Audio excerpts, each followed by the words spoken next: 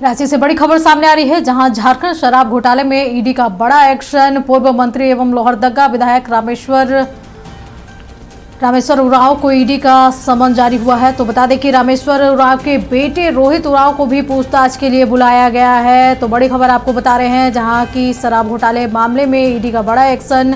पूर्व मंत्री रामेश्वर उरांव को ईडी का समन जारी हुआ है। रामेश्वर उरांव के बेटे रोहित उरांव को भी पूछताछ के लिए बुलाया गया। उत्पाद विभाग के रिटायर्ड कमिश्नर अमित प्रकाश को भी समन जारी किया गया है। ईडी ने सभी को जरूरी दस्तावेजों के साथ पेश होने का निर्देश दिया है, जिनसे को शराब घोटाले में रामेश्वर उरांव, रोहित उरांव की भूमिका पर संदेह है।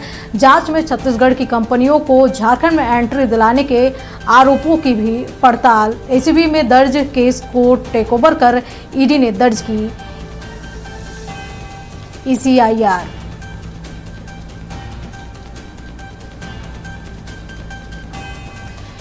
इस खबर पर अधिक जानकारी के लिए हमारे सहयोगी तनय हमारे साथ जुड़े हुए। तनय, बड़ी खबर सामने आ रही है, जहां के एक बार फिर रामेश्वर उरांव की मुश्किलें बढ़ती दिख रही है। शराब घोटाले में ईडी का बड़ा एक्शन सामने आया है। बताया जा रहा है कि ईडी ने रामेश्वर उरांव के साथ साथ उनके बेटे को भी समन जारी किया है पूछताछ के लिए, और साथ ही दस्तावेज के साथ पेश होने की बात कही है।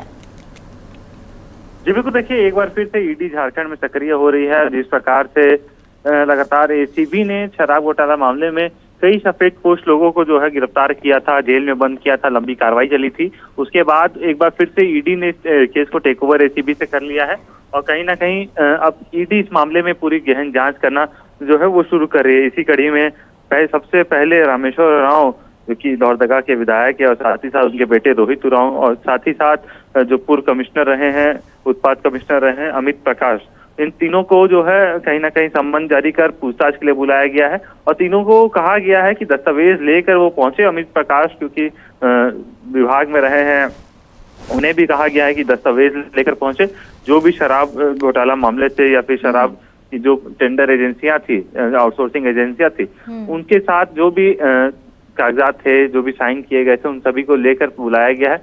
तो कह सकते हैं कि पूरी तरह से एक बार फिर से ईडी जब सक्रिय हुई है तो शराब घोटाला मामले में कई बड़े खुलासे होने की संभावनाएं हैं, क्योंकि पूर्व में भी झारखंड और छत्तीसगढ़ का जो नेटवर्क रहा है, जो सिंडिकेट रहा है, उसका पर्दाफाश लगातार होता रहा है। ईडी ने पहले भी कई लोगों से इस मामले में पूछताछ की थी, उसके बाद एसीबी इस मामले में आई थी और विनय चौबे जैसे कई अधिकारियों को अपने गिरफ्त में लिया था। अब जब ईडी घुसी है वापिस से इस मामले में, तो अब देखना होगा कौन कौन लोग इसके चपेट में आते हैं।